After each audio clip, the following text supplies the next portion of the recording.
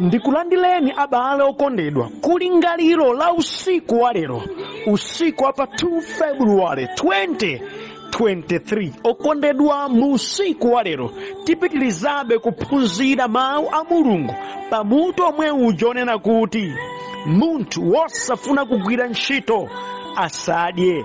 Ndipo mu usiku wa lero ndi phunziro number 5 limene likuchokera pa buku la Yobu. Yobu chapter number 1 ndime yake yoyamba mpaka ndime ya number 5. Komanso Yobu chapter number 42 ndime yake ya number 12 ndi 13. Ndijamba kuwerenga Yobu chapter number 1 ndime yake yoyamba mpaka ndime ya number 5. Mawu a Mulungu mchichewa cha lero akuti, m'dziko la Uzi munali munthu wina dzina lake Yobu. Munthu ameneyu anali wosalakwa ndi wolungama mtima, ankaopa Mulungu ndi kupewa zoyipa. Anali ndi ana amuna 7 ndi ana akazi 3, ndipo anali ndi nkhosa 7,000, ngamira 3,000, ng'ombe za ntchito 1,000 ndi abulu akazi 500, ndiponso anali ndi antchito ambiri. Iye anali munthu wotchuka kwambiri pakati pa anthu onse a mayiko akummawa. Ndipo pa Yobu chapter number 42 ndime yake ya number 12 ndi 13 mawu a Mulungu akuti, Yehova anadalitsa Yobu pa masiku ake otsirizawa kupambana poyamba paja. Iye anali ndi nkhosa 14,000, ngamira 6,000, ng'ombe za ntchito 2,000 ndi abulu akazi 1,000. Anaberekanso ana amuna 7 ndi ana akazi 3. Ameni. Okondedwa, mawu a Mulungu amene tawerengawa titsogozedwa ndi kulingalira konena kuti chilungamo chakuti Mulungu amadalitsa chisakupangitseni kukhala munthu waulesi nkumangodikira kuti zinthu m'moyo mwanu zizingochitika zokha kapenanso mophweka zedi. Ameni.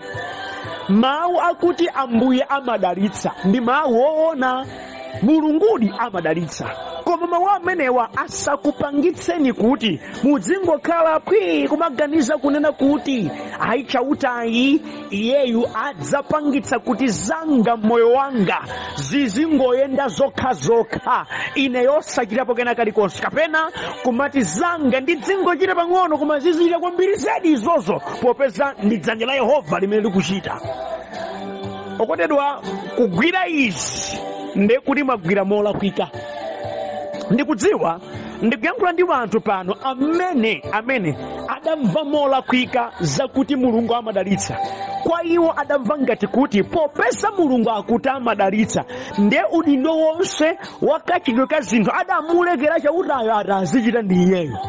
Iwo kwawo basi ndi ma praise and worship, iwo ndi ma program after program azachipembedzo. Ndimati ndinene ochita zoterewa akukulukutika muzambiri, ndipo sizikuyenda zinthu monga mmene kudafunikira kuti zichitike popeza achiphonya sakuchita chenicheni chimene Mulungu adanena. Tinawo anthu ambiri amene kunena kwa zoona pa nkhani ya zachipembedzo amachita motsindika, koma kunenanso kwa zoonanso pa nkhani ya zochitachita mdziko muzuwa vuta ndipo akusauka nazo. Alibe mtendere. Kusavala zabwino kumene akuchita sikuti ngodzichepetsa, koma kuti alibe. Kusadya zabwino kumene amakonda kuchita sindiye kuti iwo hayi ngodzichepetserako. Alibe, sangafikire mulingo oti nkudya zimene zinafunika kuti adye, chifukwa iwo adaganiza kuti Mulungu azidzangowachitira. That's why amadzilimbitsa mtima mabodza nkumati zidzayenda tsiku lina poti Mulungu alipo. Zedi abale wanga, Mulungu alipo, ndipo Mulungu amadalitsa, koma pakudalitsa kwake saletsa munthu kugwira ntchito ayi. Monena kuti ukumuchitaku mukudzinamiza zomankhale chita kuti mdakadikirabe pa Ambuye, koma palibe chimene mukuchitapo moyo mwanu. Maphonya. Inunso alalika nzanga amene mukuwauza wanthu zimenezi zomati ayi dikirani pa Yehova sachedwa safulumira adzakupatsani mu nthawi yake, inu bola pindani mawondo basi. Anthu akupindadi mawondo zaka zikupitadi palibe chikuchitika. Adzamuyesa Mulungu wabodza, adzamuyesa Mulungu osachita bwino. akusunga anthu chiyero naganiza kuti pakusunga chiyero chawo kokhako zizingoyoyoka ndalama mangotsika moyo wawo. Mukuwanamiza. Si mmene Mulungu adakhazikitsira zimenezi. Ndi zoonadi kudalitsa kwa Ambuye mchilungamo, koma ali ndondomeko zake, ali machitidwe ake. Zimatani kuti anthuwo adalitsike ndipo madalitso wawo onekere. Kamundimva okondedwa kaya. Zimene phunziro lero zimenezi. Pamadalitso a Mulungu pamafunikanso khama, pamafunikanso nzeru, pamafunikanso chilungamo, komanso chidziwitso chakachitidwe ka zinthu. Ameni. Madalitso a Ambuye amatha kuonekeranso mntchito zimene mukugwiranso. Kagwiritsidwe ka ndalama zanu kapene mumalandira zimakatumphulanso zinthu zina inu nkumati patsogolo. Amene ndi madalitso achauta. Zimafunikanso nzeru, kuchita zinthu ndi nzeru. Okay, icho muchiphereza ndicho chikatulutsa icho ndiye madalitso amenewo. Zimafunikanso chilungamo, kuchita zinthuzo mwa chilungamo opanda chinyengo. Zimafunikanso chidziwitso, kodi mandazi tikaphika timakagulitsa kuti, timapanga chiyani, ndikumazichita zimenezozo nkumapeza ndalama, mabizinesi nkumakwera. Ndiye madalitso amenewo. Sikuti madalitso adzangoone hawo, madalitso awo afika pakhomo basi amba kuyenda hawo madalitso okauka. Iwe uli chete. Ngati mwagwira zimenezo konero mwagwira zonama. That's why ali pambiri amene akupanga declare zinthu zochuluka ndi kupanga declare ine galimoto ibwera ndithu uchita chiyani chimene chingapangitse kuti chikafambutse galimoto. Ayi palibe. Nimangoyenda nthawi ndi nthawi kwera mapiri kuti bola tsiku lake nzango ipesa ili papa koma galimoto. Zaka zupita palibe chionekere. Chifukwa si chimene Ambuye adakhazikitsa. Chilungamo chakuti Ambuye amadalitsa chisakubjereni ulesi. Chisakubjereni chikhulupiriro chabodza. Chisakupangitseni kuti mutaye udindo wanu ogwira ntchito. Chimwene. Musatero. Musamone Mulungu ingati Mulungu osathandiza. Yeti vuto ndinu mwaziphonya. Tandimvetsana balo okondedwa. Madalitso a Mulungu satanthauza kupeza zinthu mosagwira ntchito. Fundo iyi mugwire. Madalitso a Mulungu satanthauza kuti muzipeza zinthu mosagwirira ntchito. Ntchito zimene muzigwiranso Ambuye azizidalitsa zizichitika bwino. Kati mkuweta kumatu basi kumangoswana, kandi nkhuku kumango kugogomola za mbiri, kati ni ng'ombe kumatu osafako ni imodzi yonse, mbuzi kumangochulukana kwambiri. Ndiye madalitso a Ambuyewo apene. Kudalitsika kumene Ambuye amanena sikutanthauza kuti mupeze zinthu osagwirira ntchito. Aradalitsa nkoni jatanthauza kuti ali mumpatsako chaulere. Kodi akuluakulu adanena ndani chimenechi chakuti kudalitsika ndiye kupeza zinthu zolandira basi, kupeza zinthu zosagwirira ntchito basi. Madalitso a Ambuye samatanthauza kupeza zinthu osagwirira ntchito. Wena aramati chimadagwirira ntchito zidalitso, koma chimene adangolandira chaulere ndi dalitso. That's why mpeza kuti alipo anthu ena ake amene ali nazo zinthu zoti zikozo wasamalira, koma amapemphabe kwa anthu ena, amapemphabe kwa abale ena, amadalirabe m'marumba a anthu. Ati amenewo ndiye madalitso. Kunkuganiza kozolika pansi.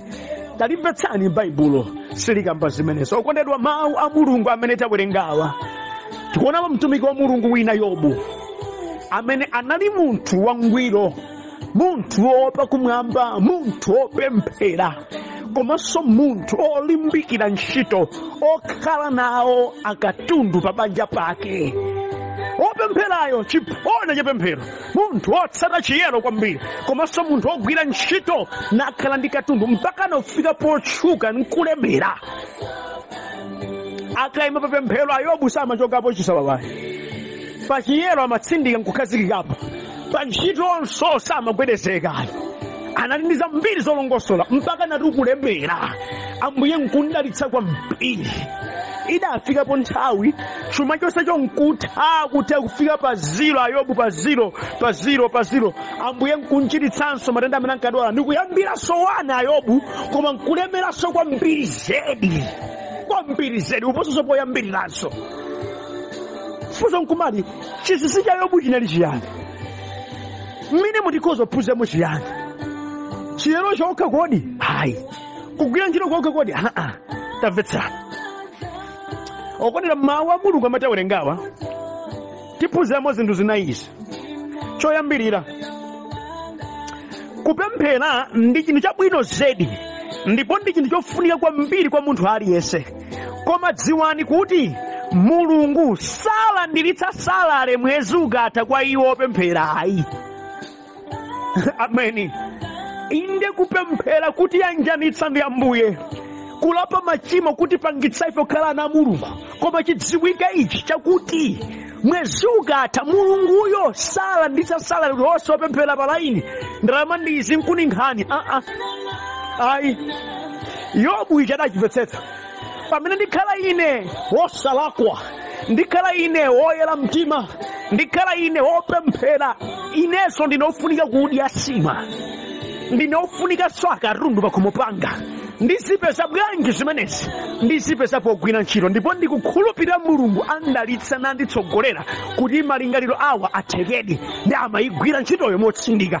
Adazindikira kukhala opemphera sindiye kuti akaunti yako isingokulandira ndalama. Ayi. Kodi mundimva okondedwa? Pamene timapita kutchalichi kumakapemphera sindiye kuti mwezi ukatha Mulungu yazitilipira. Adayika ndondomeko zimene ife tikhoza kusungidwira bwino mdziko muno. Tikapanda kuzigwiritsa ntchito ndondomekozo tidzivutika tikapemphera, koma tikazigwiritsa ntchito bwino tikhala okhathamira m'madalitso ake. Kamundimva okondedwa? Tamvetserani. Mulungutu amapereka moyo, amapereka nzeru, amapereka mphamvu, amapereka mwayi wakuti munthu akaugwiritsa ntchito bwino mwayiyo pofuna kupeza zosowa zake amapindula. That's why Mulungu saliyika palaini watipatsa makobiri poti ndife obona. Adakupatsani moyo, adakupatsani mphamvu, adakupatsani nzeru, kuthekera malo amene muli. Yehova Mulungu mwadayikamo nzeru kwambiri. Mutayamba pang'ono mukhoza kupeza zokusungani mdziko lapansi. Mukadzichepetsa nayamba kuzichita izi mupindula, ndipo madalitso ake aonekera. Izi kuthandiza iwo amene amangoti ine ndidzaboleza, ine koma ndidzaboleza, ine poti ndine wobona ndikuti zanga zonse zidayera kale, pamene ndapondapo ndikuti zonse ndapatsidwa kwa ine. Zili kuti nangatu tayambani kuzichita, chifukwa Mulunguyi mwezi ukatha sapereka salale ayi. Adayika kale ndondomeko zabwino zakuti mukazitsata bwino okondedwa musungidwa bwino mdzikoli. Ine singagwira ntchito yochepa kwambiri, ine ndinobona ndikufunika sapamwamba zokazoka iyayi mukudzichanamiza chimwene. Muzochepa zimenezi izi mungapeza, ndipo yambira pano poti mukhoza za mphamvu kuti mukhoza kupita patsogolo. Ameni. Yobu adali oopa Mulungu, komanso adali ndi ziweto, amagwira ntchito, amachita malonda.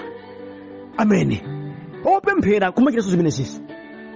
Inu ndinopemphera koma simuweta, ndinopemphera mchito mmakana, ndinopemphera koma nokuti muchite malonda mmakanaso. Mukuganiza kuti musungidwa bwanji ku dziko kuno?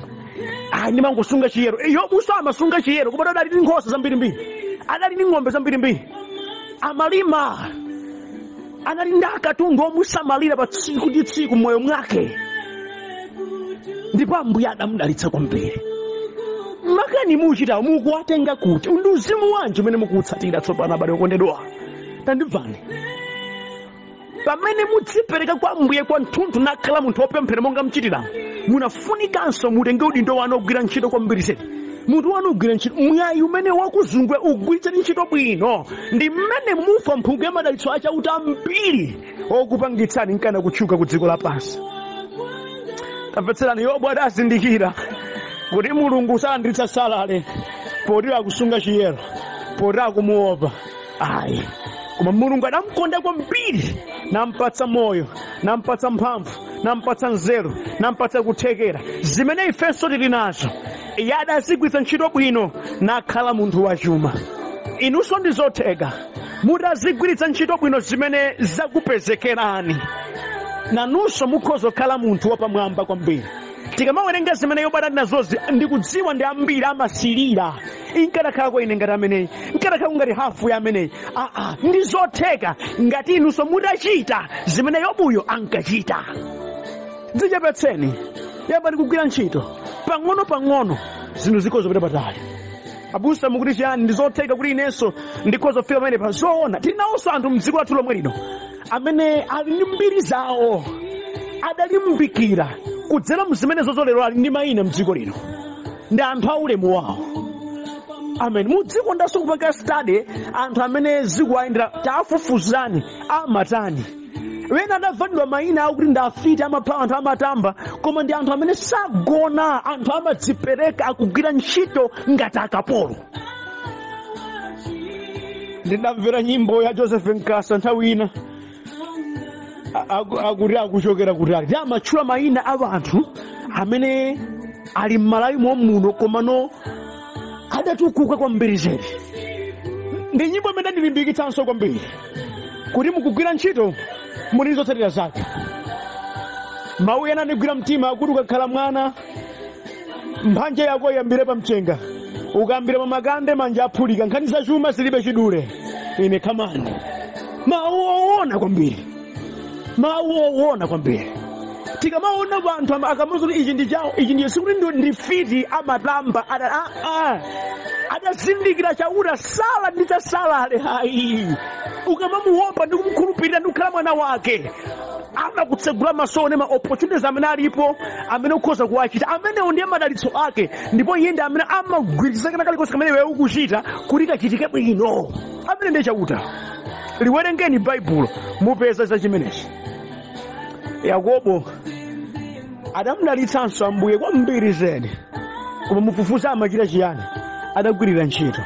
Madalitso a Ambuye amaonekeranso mu zimenezo. Ameni.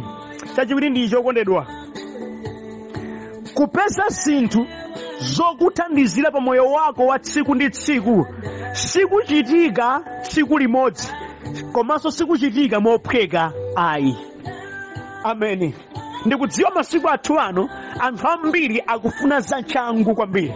Lero mawa nkuja alemera atchuka adziwika. Ayi, nonse amene mumauzana kunena kuti muchitika mwachangu kwambiri, izi zimungofika apa kwambiri, ndikuzani mukhumudwa kwambiri, sizichitikira aliyense.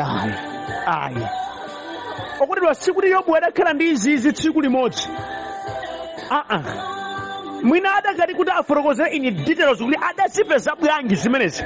Nkutheka akadafotokoza kuti ayi adayamba ndi nkhosa imodzi, kenako nkutere, muzochepa zinatere, apa nkutere, zaka zitapitapo zotere adapeza izi.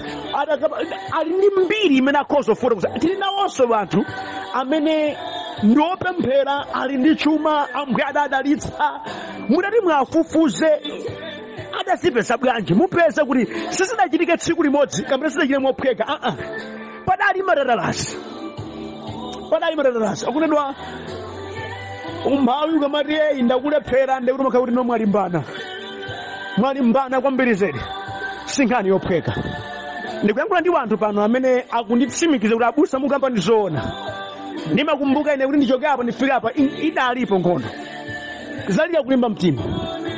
Ameni. Sikuti zimene awerengazo ayi Yobu anali ndi nkhosa 7,000, anali ndi ngamira 3,000, ng'ombe za ntchito 1,000, ndi abulo akazi 500. Zilanguti tsiku limodzi mbweza agwa, zonse zili pena paliponse. Bale, sizichitika tsiku limodzi. Moti nonse amene mukulimbikirani muli pa ulendo umenewo, limbikira mbeni. Ameni. Kuti ukafikire pa magawo ngati amene okondedwa, zinthuzo zimakhala ndi chiyambi chake. Ulendo ungatalike bwanji, umayambira ndi phazi limodzi ndithu basi. Zili ndi chiyambi, zili ndi mbiri, zili ndi history yake. Ine ndimakonda kuwerenga mbiri za anthu amene apanga achieve zinthu zikuluzikulu. Pena umaseka ndithu, kodi adayamba chotere awa?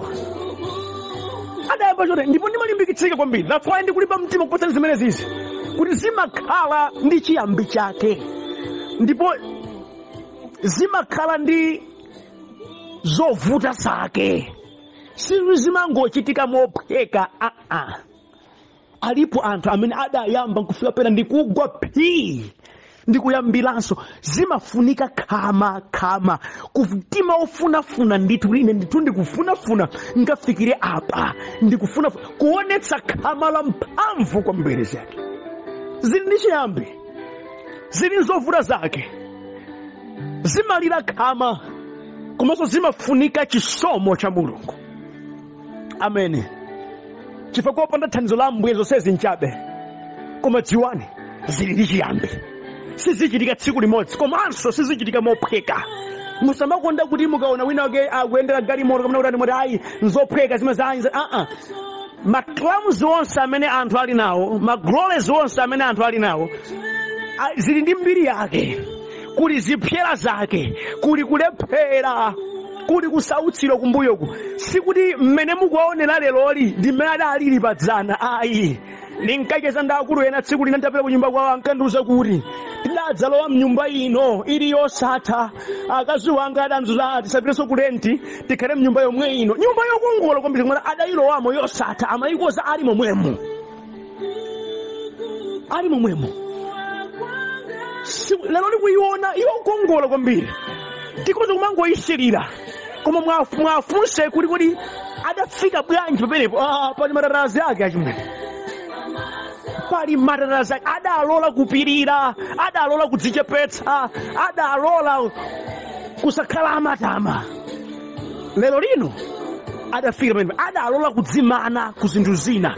Lero lino alipena, zili ndi mbiri yake, zili ndi mbiri yake. Ndipo aliponso wena amene achitidwa zipongwe zambiri, maudindo kuchotsedwa apa kutani apa, koma lero lino akuyima basi, akuyima.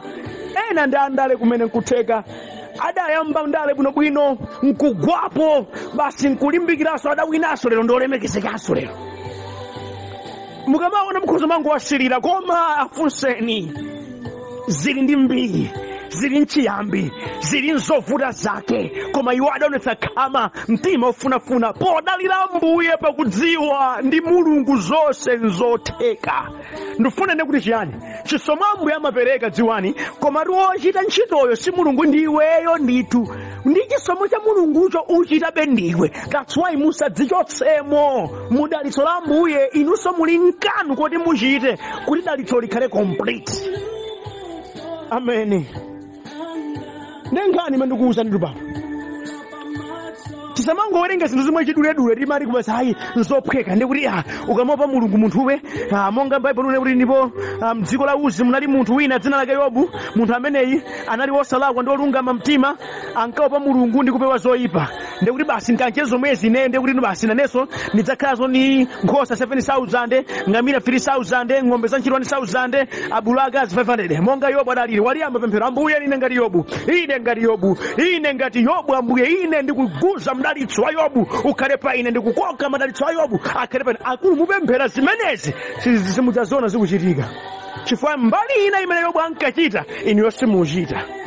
Ndime ndikuphutsa pano payi, munafuna mutsate zimenezi, muthandizika lanu dalitso limene Ambuye adakukonzerani lidzaoneka ndipo lidzachitika ndithu. Ameni. Chachitatu ndi chokondedwa, kudziwa njira zopezera zinthu ndikasamalidwe kake kuti zipite patsogolo ndi chinthu chapatali kwambiri, makamaka kwa iwo ozichitadi. Ameni.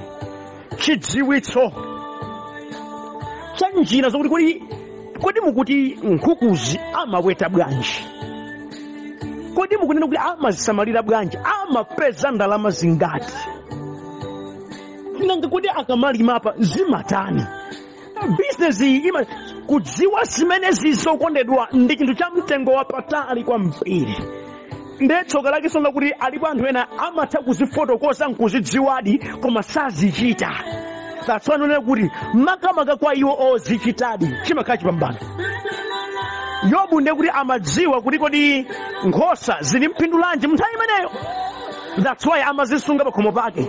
Amadziwanso phindu la ngamira, kodi ngamirazi zidali mphindu lanji masiku, ndipo ngamira amazigwiza ntchito oyenda malonda atali kupunga malonda. Inali ngati mode of transportation. That's why zidali pakhomo pake nkuzikaso zochuluka chonchi.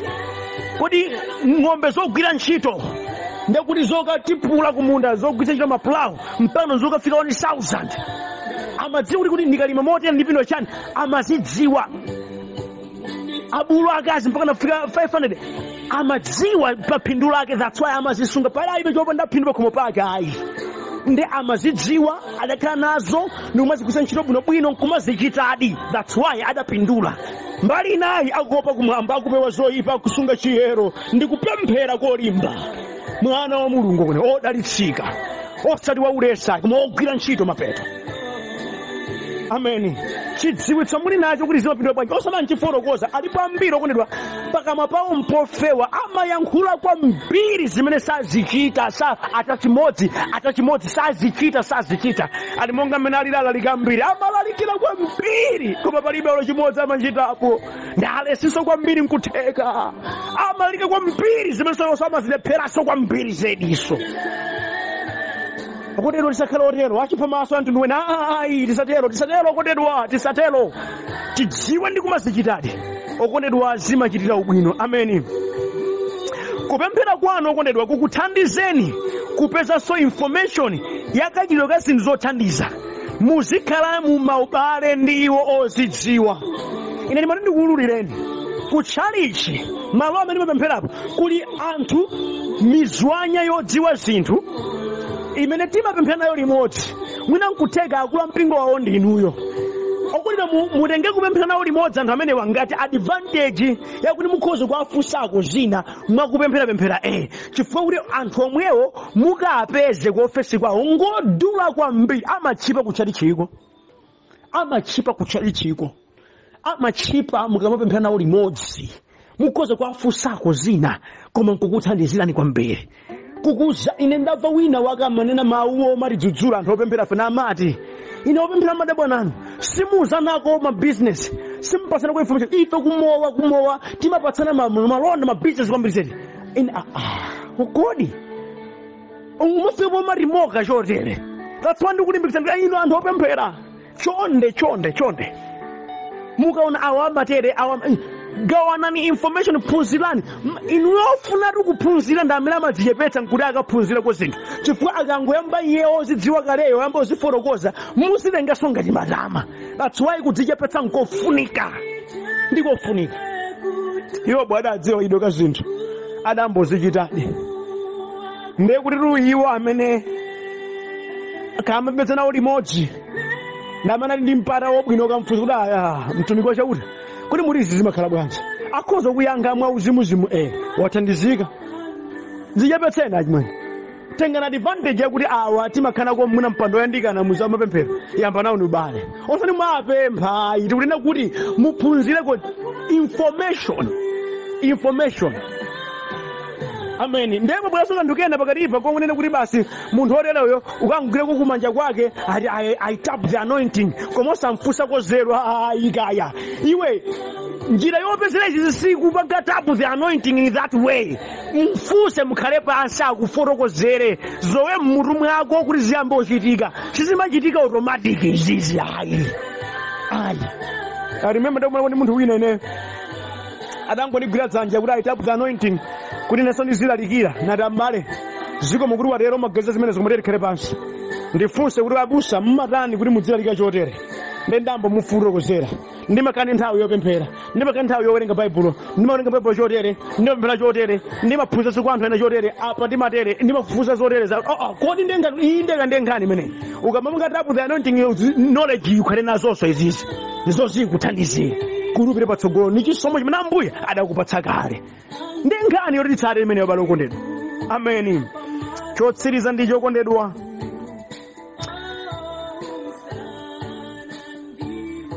musathawe ma process akachitidwe ka zinthu pofuna kuti zinthu zingochitika mwadzidzidzi ndi mwachangu ndi mophweka ayi.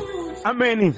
Osathawa process ndikuzipanga substitute ndikuti zingochitika mamirako mwachangu kwambiri modzidzimutsa mosamvetsetseka ayi.